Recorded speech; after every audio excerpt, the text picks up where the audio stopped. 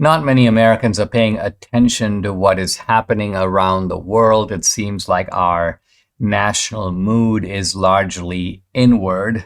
A lot of focus on domestic issues, cultural issues, moral issues, domestic politics. Now, of course, there is the Ukraine war going on, and the Biden regime has been foursquare behind Zelensky and behind Ukraine, and refusing to even consider the possibility of a negotiated settlement between the two parties. And of course, we're aware that other parties, including China and Turkey, stepping forward and trying to find some way to broker a peace deal in Ukraine. But there is a reconfiguration of power balances around the world.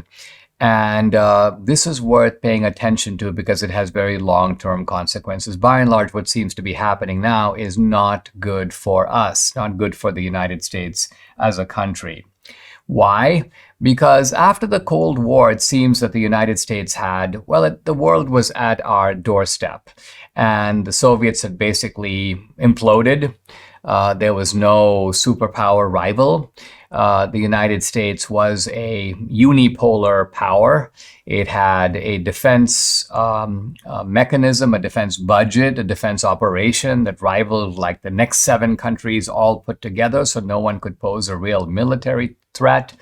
But through our own fault and through America's neglect and foolishness and lack of diplomacy, we have now allowed the emergence of a really powerful rival, except this time it's not a single country. Some people think, well, China has taken the place of the Soviet Union, but China by itself would not be that formidable. Formidable, but not that formidable. But what happens when you take China and then you add Russia? And then what if you take China and Russia and you add Turkey and Iran and pretty much all of the Middle East? With the exception of 1 or 2 Gulf kingdoms and, of course, the tiny state of Israel. Well, suddenly now you're dealing, and then you add in Brazil, you add in South Africa. I'm talking now about the BRICS countries, which are forming an economic and a currency alliance. Then you add in countries like Cuba and Venezuela and other left-wing regimes in South America. Now you're dealing with a formidable global adversary and one that has power and footprints in your own backyard. Now, I want to zoom in as part of an examination of this to what's been happening in the Middle East. So if you've been following the Middle East was divided really into 2 camps. The pro-American camp, which was mainly made up of Saudi Arabia and some of the Gulf kingdoms, and then the anti-American camp that was largely led by Iran. And the American camp and the Iran camp, if you will, were enemies. They never met. They never did deals together. They were opponents. They, in fact, funded each other as adversaries. Iran was funding groups in Saudi Arabia that were trying to bring down the government of Saudi Arabia. The Saudis, by contrast, were looking forward to the collapse of the Iranian regime.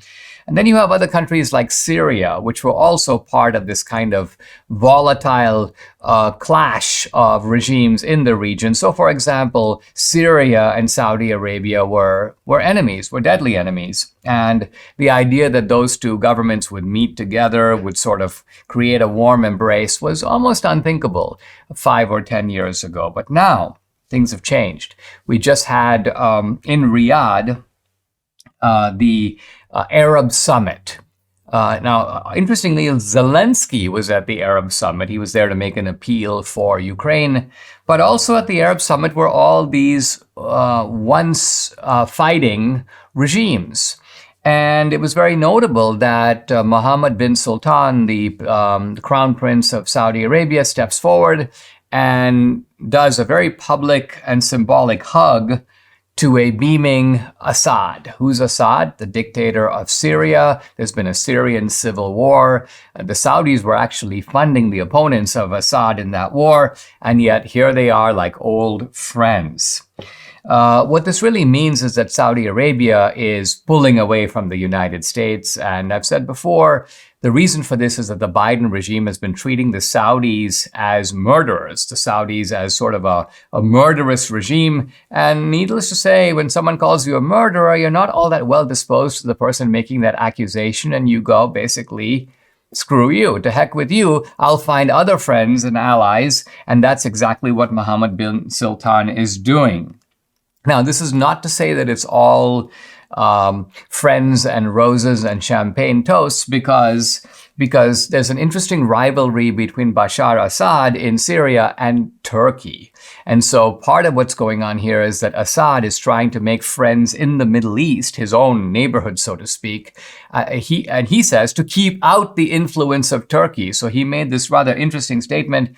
He said there's a danger of Ottoman expansion. And Ottomans refers, of course, to the Turks. The Turks have always been a very powerful regime in the orbit of Islam. Now, Turkey is not in the Middle East. Turkey is actually in Europe. But at one point, Turkey ruled most of Europe, and Assad is basically implying that the Turks want to do that again. So all of this is a way of saying that the political maps are shifting, old enemies are becoming friends, and all of this is not to the benefit of the United States, because the United States is trying to keep the Saudis away and the Gulf kingdoms away from Iran, away from Syria. Basically, they say, listen, don't shake hands with those guys unless they improve their record on human rights and so on. But clearly, the Saudis don't care. Of course, but Assad doesn't care. And so we are looking now at an increasingly hostile landscape in the Middle East, where American power once dominated.